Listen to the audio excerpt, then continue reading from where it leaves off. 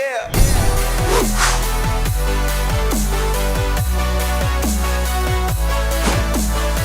Welcome back to the Gridiron Expert. The Big 12 has 10 teams within the conference. 2 of them are legitimate college football playoff contenders. One of those 2 is Iowa State. The Cyclones come in at number 6 in our early Gridiron Expert Top 25. And guys, let me tell you, this team is going to be scary good in 2021. And of course, today we are not predicting anything regarding Iowa State. That will come much later. Today we're just taking a look at their schedule for this upcoming season, their FPI prediction for this upcoming season. But when you look at the stats, when you look at the numbers, when you look at the schedule, it's hard not to look at it and say, man, this team is a legitimate playoff contender. This team is a Big 12 title contender. 19 starters return for Matt Campbell and his squad in Ames. A team that went 9-3 last year and dominated the Fiesta Bowl over Oregon and nearly won the Big 12 over Oklahoma, only falling to the Sooners by 6 in that championship game. Their star quarterback Brock Purdy returns. Breece Hall is back at running back. One of the most underrated running backs in the country last year will now be one of the best in the country in 2021. 4 offensive linemen return. The defense is extremely senior-led. This is without a doubt Matt Campbell's best team since he took over in Ames. And they have a chance to continue to make Iowa State football history. So let's go ahead and take a look at their schedule, guys. Again, a team that a lot of people maybe aren't buying the hype on. Everybody's going to be quick to say, well, remember what happened last year? They lost to Louisiana in week 1. Right, they did. And then they pretty much ran the table after that. And were a top 10 team when they played in the Big 12 championship game and won a New Year's Six bowl game. So let's not dog Iowa State. Let's not diss Iowa State. Let's look at what they can do. When you look at this schedule, guys, it is very, very favorable up until the end. And we'll talk on that in a second. But Northern Iowa in week 1 shouldn't be a huge deal. Iowa in week 2, that's the big one that we're going to talk on right now. The fact that they are playing, obviously, their in-state rivalry game, the Cy-Hawk game, and obviously one that could be a top 10, 15 matchup when it's played in week 2. It's really going to mostly rely on what Iowa does in week 1 against Indiana. But it's going to be great to see this rivalry game back in action. We missed out on it last year. 2 years ago was an instant classic in Ames. Obviously, the Cyclones fell in that game. They've struggled against the Hawkeyes as of late. But the fact they're getting this game in Ames, sold-out crowd in theory, looking to avenge the loss they had from 2 years ago, makes me believe this is going to be one of the best atmospheres in the early college football season. No doubt about it. And Iowa's no slouch. We talked on them. We had Iowa as a top 15 team, league number 11 in our early top 25. So they are a team that no one can afford to overlook. But I think this is going to be a game where the Cyclones are favored. I believe this will be a game where the Cyclones are favored. And this is really going to show whether or not they are ready to remain playoff contenders or an early loss could derail their season. Because, again, one loss here in the non-conference doesn't derail their Big 12 title hopes. But if they lose one other spot, they lose to Oklahoma, they lose to Texas, they lose to West Virginia, anybody with a loss to Iowa, their playoff hopes are done. You're not going to get in as a 2-loss team out of the Big 12. So they have to be prepared for that. That's why getting that game at home is so huge. At UNLV, that's just going to be a cool matchup in and of itself. Playing the Rebels all the way out in Las Vegas. They're going to be playing it at, I believe, Allegiant Stadium, the brand new Raiders Stadium. State-of-the-art, fancy stadium. Yes, Iowa State's going to be favored in that game. Yes, more than likely Iowa State's going to win. But what a location, what an atmosphere for both these teams. And what a place for you Cyclones fans that are going to be willing to make that flight or drive all the way to Las Vegas. What a scene to be able to take that one in. That's the location alone. It's going to be epic for a game that Iowa State should dominate. Then they get into Big 12 play. And when you look at the Big 12 conference, guys, and when you look at the way the schedule is set up for Iowa State, it really, to me, benefits them a lot. They travel to Baylor in their first Big 12 conference game, a team they beat 38-31 last year. It was a game that's a little bit closer than people expected. Baylor gave them a much closer fight than people thought they would. Baylor, yes, I believe improves in year 2 under Dave Aranda. Is it enough to get a win over Iowa State at home? Again, remains to be seen. We're not predicting anything. But Baylor is not a team that right now is striking that much fear into their opponents. So Baylor, Kansas, exact same way. Kansas might not win a game this year, guys. They really might not. But really, what else is new? Bye week after that, at Kansas State, Oklahoma State. Those two games are the ones they need to watch out for. Yes, they beat Kansas State by 45 last year. The Cyclones beat Kansas State 45-0 in 2020. This is the Kansas State team that, again, in Manhattan, plays a little bit different ball. Chris Kleiman, now entering year 3, always has his squad ready to go. And it seems that every year, Kansas State is ready to pull off one monster upset. And if Iowa State is undefeated coming off their bye week, when they travel to Manhattan, they're going to be a top 5-6 team in theory. I could see Kansas State kind of maybe giving them a run for their money here. Maybe a bit of a scare in Manhattan. Iowa State then plays Oklahoma State after that, a team they lost to 24-21 last year, but Oklahoma State loses a lot of star power from that team that many thought could win the Big 12 last year. I'm not ruling out a potential run this year for the Cowboys, but last year, to me, Oklahoma State team last year was better than the one we're going to see this year. They missed out on their opportunity in 2020. Iowa State gets a chance to avenge that loss, again, in Ames on October 23rd.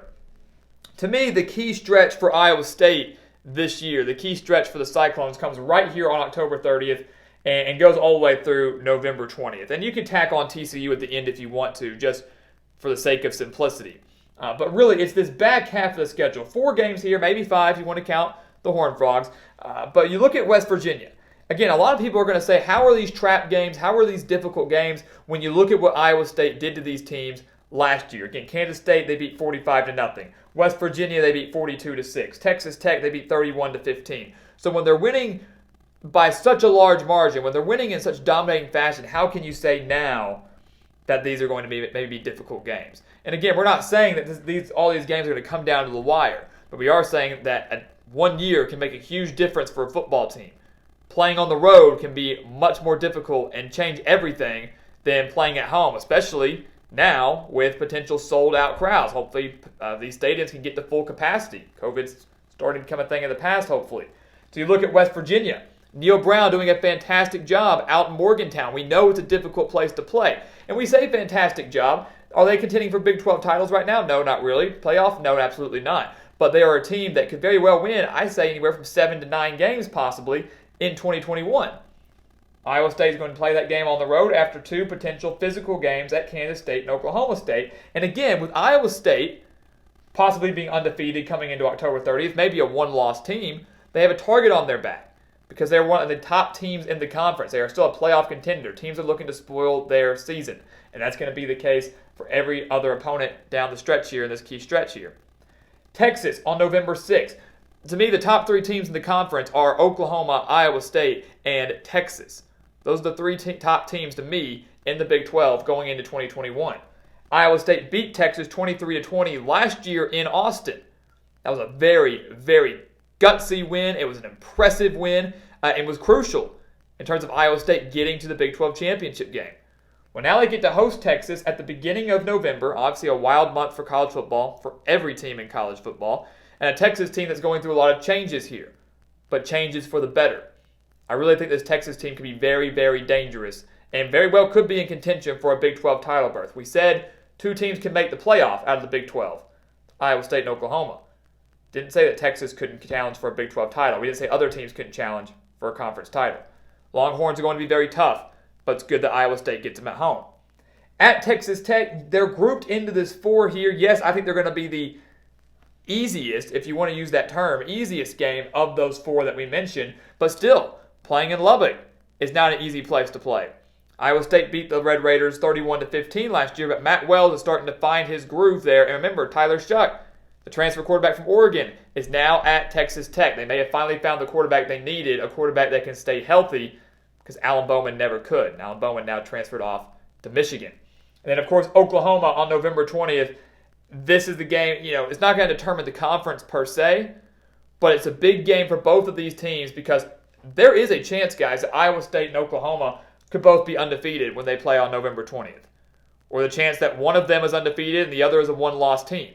So while this game may not be so huge in terms of the Big 12 standings, because by this point, regardless of who wins, they both could still meet in the championship game a few weeks later, it's crucial for both these teams' playoff hopes. A chance to get a resume-boosting win over a potential top 10 team for both of them. And then obviously, you don't want to have that one loss on your record going into the championship game. And really, as some have said, this game might not matter. It's huge, yes. You want to win it, yes. But if you're a one-loss team or undefeated in the Big 12 championship game and you have a rematch against the Sooners, it's that game that matters the most. It's that game that will determine whether you go to the playoff or not. So while Iowa State, yes, this is a huge game, it's not impossible to win in Norman. We've seen them do it. It's not impossible to beat Lincoln Riley and the Sooners. We've seen them do it. They did it last year in Ames, beat them by 7, 37-30, and then lost only by 6 in that Big 12 championship game. It's not impossible to do.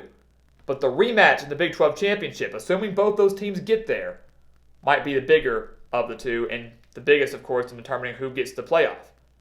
Then they round out the year against TCU. They only beat the Horned Frogs by 3 last year, 37-34. TCU, a team that I think is due for not necessarily a breakout year, but a big bounce-back year under Gary Patterson. Never underestimate Patterson and the Horned Frogs, guys. Never underestimate them. I like that Iowa State gets them at home here because if they're getting them on the road, coming off a potential, again, one of those little letdown games here. Huge high after a win over Oklahoma, have a letdown game, or you get beat up against Oklahoma, you're upset about it, and you have a letdown game because you're hungover. This TCU team is going to be really pesky this year. They're going to be tough. So Iowa State has to be careful not to have a letdown the week after, on a short week at that, after a very physical and emotional game against Oklahoma, especially if their playoff hopes and Big 12 title hopes are still intact in the final week of the season. FPI has the Cyclones going 10-2. Cyclone fans, you'd have to be thrilled with that. Yes, you want to make the playoff. 10-2 would not be good enough to do it. But 10-2 is still good enough to get to the Big 12 championship, still have a chance to win the Big 12, and 10-2 absolutely would be good enough to get you to your second straight New Year's Six bowl game. They won the Fiesta Bowl last year by 17 over Oregon, and to get to their second straight one, potentially winning their second straight one, go ahead and just sign Matt Campbell to a lifetime contract in Ames. He's continuing to do a phenomenal job there, and I have no doubt that he's going to do a phenomenal job in 2021 because the Cyclones guys are a team to watch, not just in the Big 12, but on the national stage. So guys, thank you so much for watching us here at the Gridiron Expert on YouTube. Make sure to continue to like, comment, subscribe, share our videos. Check out everything down in the description below. We have so much exclusive content for you, so many exclusive offers for you that you do not want to miss. So make sure to go give those a look. And once again, guys, as always, thank you so much for watching, and we'll see you next time right here on the Gridiron Expert.